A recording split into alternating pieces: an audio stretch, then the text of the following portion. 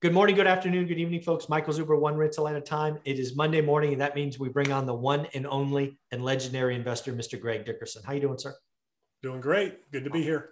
Awesome, man. Thank you for struggling through the internet today. I am paying for Comcast to come in and AT&T to go out today at 1 o'clock. Should be, I'm fingers crossed that spending $200 a month on high-speed internet will actually pay off, but we shall see.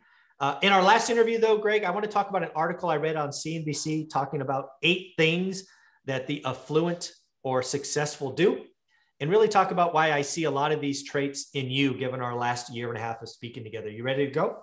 Yeah, I bet number one is whatever they want, right? Yeah, exactly.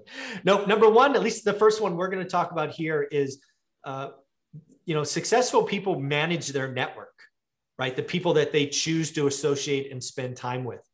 And I see this in all of the successful people I'm around. They remove people that I call battery drainers, negativity, people that they have to, even if they're family members, right? They don't cut them out entirely, but they reduce the amount of time they spend with them. And they're always spending it with people that make them think bigger, that are positive, that cause them to really challenge themselves. That's something I've seen in you. I know you help others, but why don't you talk about why that's so important?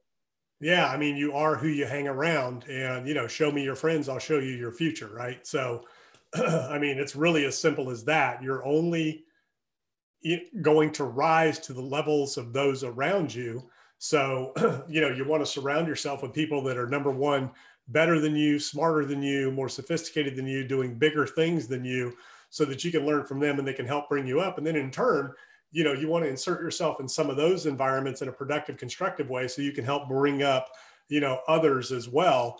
But at the end of the day, if you're the smartest person in the room, you're in the wrong room. And if you know more about finance than anybody else around, then you need to find some more friends.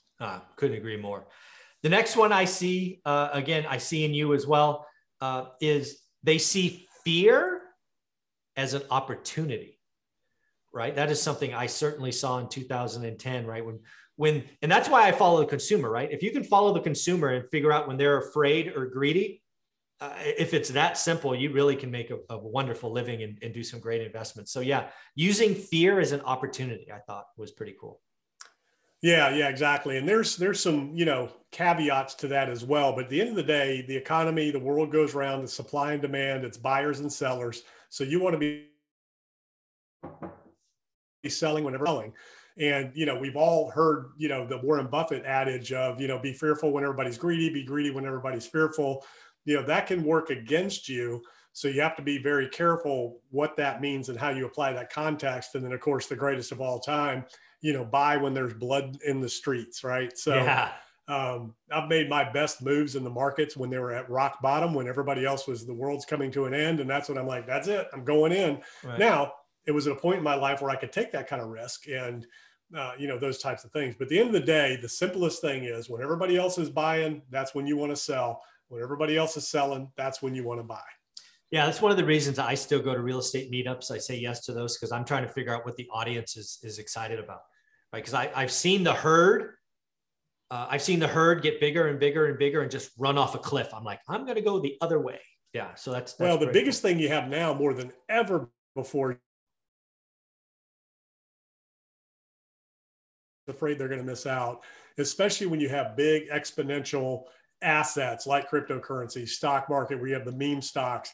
Nobody wants to be left behind when there's 100x on a stock, right? So everybody wants to ape in and FOMO in. And, the other caveat to that whole, fearful, greedy buyer seller equation is you have to be willing to do nothing at all and completely miss out on a massive run.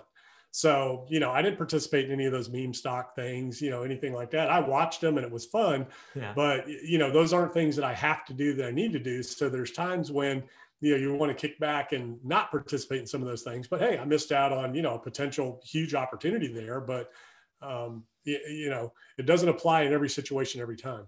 Yeah. The next one I want to talk about is you take responsibility for yourself, right? You're not blaming others for your wins or your losses. You know that you must take care of yourself. And I think back to your original story where you left your day job, right? You were working in the restaurants, if I recall correctly. You're like, nope, I'm going to go do this. You took 100% responsibility for yourself. Yeah, absolutely. And then in an organizational environment, any of the companies that I've owned or had over the years, on the wins and losses, the wins were always them.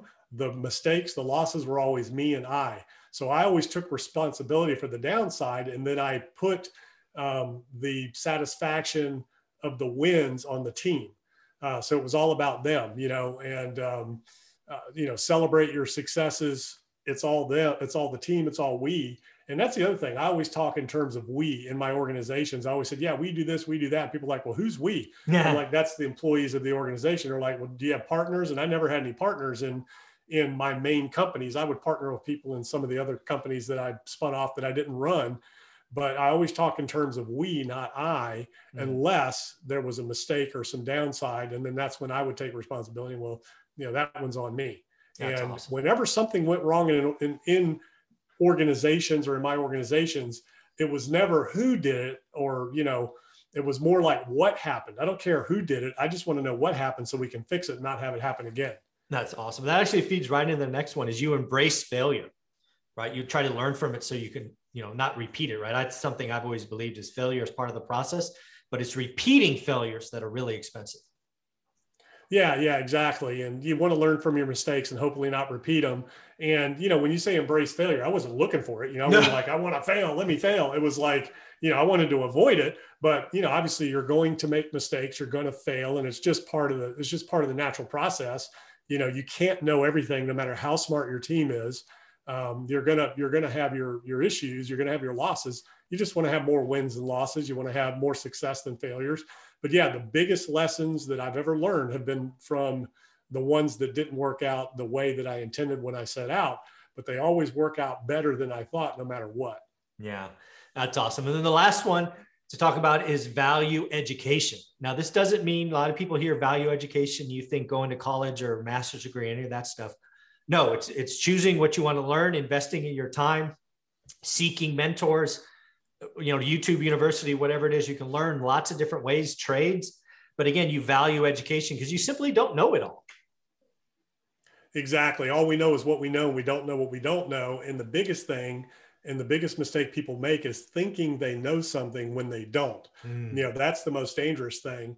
So I always advise everybody, if you have that bent, if you have that capacity and that ability and opportunity, go to college, and more importantly, get your graduate degree, get your master's degree, if you can, and you have the time, because that network is huge and is valuable, especially in business, especially in finance. And that's where it begins. So where a lot of people make a mistake too, is they'll get that education, they'll get advanced degrees, and then they just stop learning. They stop educating themselves. They stop pouring into themselves. You want to be a lifelong learner. The thing about learning and mental capacity is you will never, ever reach a plateau. You can always go deeper. You can always learn more, and you can always, grow from an intellectual standpoint in your knowledge of everything. And that's what's really cool in terms of being a lifelong student. You want to be a seeker of wisdom in every circumstance and every opportunity, and you want to never stop learning. Always develop yourself personally and professionally, and get all the education you can. But I never tell anybody, don't go to school. Now, you can become very successful and extremely wealthy without going to college. Absolutely. But that's a great start, and it's a great foundation. And if you have the ability and opportunity, take advantage of it, and then don't quit, beyond college. Be a lifelong learner. Yeah, that's a big thing. I've seen a lot of successful people I've been bumping around with the last decade or so is they never stop learning. They always know. It's almost like it's a habit, right? They're always trying to learn new things. And sometimes the new things could just be totally not related to business. Like I bumped into somebody who was worth, 10 million bucks plus. And they're like, I've never been able to play an instrument. I'm going to challenge myself and try to play an instrument. Right. And again, trying to do that. I mean, I couldn't imagine trying to pick up an instrument today. My brain would explode probably. But yeah, it's always trying to learn new things and pushing yourself right. You're either growing or not. And the most successful people I know keep investing in themselves. It's pretty awesome. Yeah, there's no better investment you can make than an investment in knowledge. It pays the highest dividends. Absolutely. Well, do me a favor, Greg, how can people be a part of your world? GregDickerson.com. So all my info is there, YouTube, podcast.